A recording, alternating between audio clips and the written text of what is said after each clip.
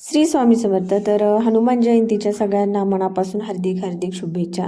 तर बघा, आज हनुमान जयंती आहे आणि जो मी आज तुम्हाला अत्यंत प्रभावी असा हनुमान जयंतीनिमित्त उपाय सांगणार आहे, तो फक्त आजच चालणार नाही, तर तुम्हाला शनिवारी किंवा मंगळवारी या दिवशी देखील तुम्ही करू शकता.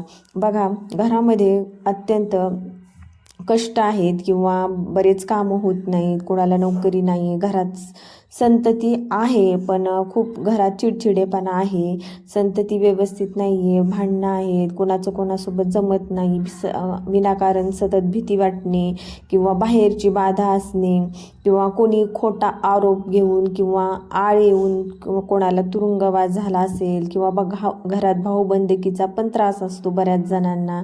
अनेक घरात वादळ असते, प्रत्येकाला ह्या संसार म्हटले की एक त्रास असतो, आपल्याला भोग भोगावे लागतात. तर हे भोग आपले कमी करण्यासाठी किंवा या गोष्टींवर आपण मात करण्यासाठी आपल्याला हा उपाय करायचा आहे.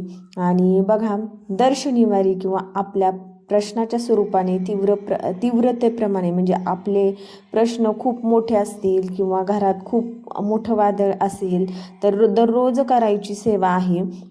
हनुमंताचा जन्म सूर्योदयात झालेला होता, म्हणूनच उद्या म्हणजेच आज सूर्योदय झाल्याबरोबर हनुमंताचे पूजन करायचे. हे सगळे करत असतात बरं का.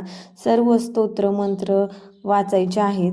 आणि हे बघा, आज मारुतीचा जन्म आहे, पण ही सेवा तुम्ही संध्याकाळीच्या वेळेला पण करू शकता. मंदिरात जाऊन मारुती रायासमोर रामरक्षा अवश्य वाचायची. आपल्याला राम मंदिरात जाऊन मारुती स्तोत्र व नित्यसेवा ग्रंथातील हनुमंताची सर्व स्तोत्रे वाचायची आहेत. तर बघा, आता आपल्याला हनुमान वडवांगनल स्तोत्र किंवा हनुमद्विसा स्तोत्र, लांगुलास्त्र, शत्रुंजय स्तोत्र, पंचमुखी हनुमान कवच स्तोत्र हे अनेक विविध प्रकारच्या प्रश्नांवर रामबाण उपाय म्हणून उपयोगी आहेत बरं का. आणि ही अत्यंत प्रभावी सेवा आहेत.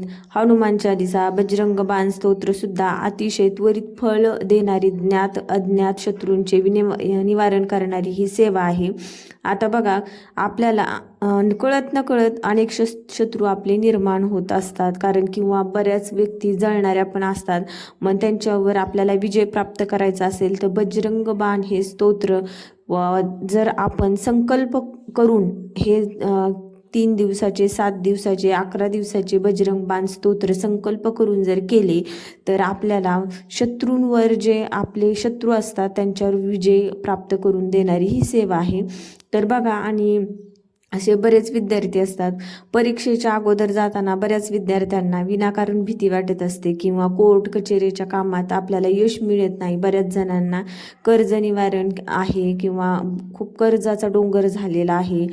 परत त्यानंतर बाधा आहे बाहेरची, खोटा आरोप कोणी कोणी आपल्यावर घेत असतं किंवा भरपूर अशा आळ येत असतात किंवा तुरुंगवास, अशा कटकारस्थांमुळे काही जणांना तुरुंगवास सुद्धा झालेला असेल किंवा घरात भाऊबंदकीचा खूप त्रास होऊन सतत वाद होत असतील, घरात एकोपा नसेल, कोणाचं कोणासोबत जमत नसेल, आणि म्हणून वादळ वारे पाऊस थांबण्यासाठी आपल्या जीवनातील, तर विद्याभ्यासात यश मिळवण्यासाठी रामबाण सेवा म्हणजे रूपी औषध. म्हणजे यावरील नित्यसेवा ग्रंथात आपल्याकडे सगळ्यांकडे नित्यसेवा ग्रंथ असतोच. या सर्व स्तोत्राचे त्या विविध प्रश्नासाठी समस्येवरील पठन मनन व चिंतन करणे म्हणजे यावरील रामबाण उपाय आहे.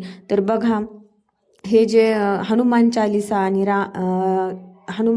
आणि बजरंग बाण स्तोत्र आहे, हे खूप महत्त्वाचे मानले जाते. ही सेवा जर तुम्ही संकल्पयुक्त करून केली, हा अनुभव माझा देखील आहे बरं का. कारण मी 3 दिवसाची आणि 7 दिवसाची संकल्प करून हनुमान चालीसाचे व्रत केलेले होते आणि म्हणजे माझ्या जीवनातील बऱ्याच गोष्टी कमी झालेल्या आहेत.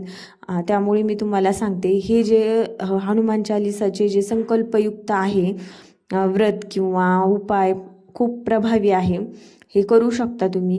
विविध शास्त्रोक्त संकल्प सोडून जर ही सेवा केली तर चिरंजीव देवता असलेले आपले श्री हनुमंत तात्काळ पावतात व हाकेस धावून येतात. हे अनुभव सिद्ध सत्य आहे. आता मी हे तुम्हाला स्वतःचा अनुभव सांगितलाच की मी स्वतः हनुमान चालिसा आणि बजरंग बाणचे जे पाठ, म्हणजे बजरंग बाणचे पाठ नाही केलेले मी, पण हनुमान चालिसाचे जे संकल्पयुक्त पाठ असतात ते मी 2 वेळेस केलेले आहेत. एक 3 दिवसाचा संकल्प करून केला होता आणि एक 7 दिवसाचा.